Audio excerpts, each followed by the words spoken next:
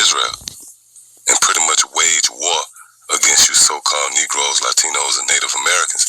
And this is nothing to gloss over, seeing that this man has been given the power, through his technology and ultimately his military to swallow us up.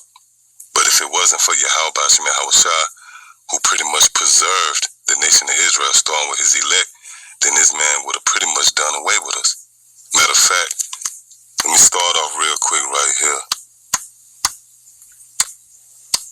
In the book of Psalms, the 18th chapter, and the 17th verse, it says, he delivered me from my strong enemy. Yeah, and this strong enemy here would be none other than Esau, the so-called white man himself, which is an idea the majority of our people out there has either lost sight of altogether never was privy of.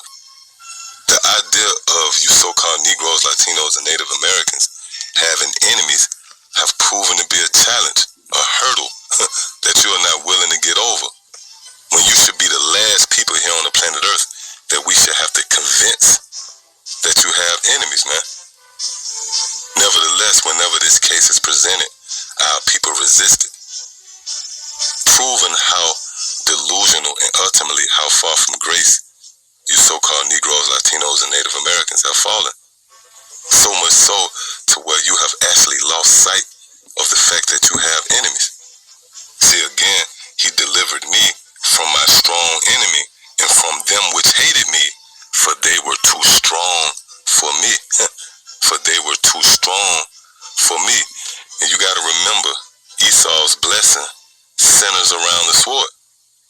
And you actually have certain amongst you different Israelite groups out there, and I'm not going to mention any names, but you have been seen on these different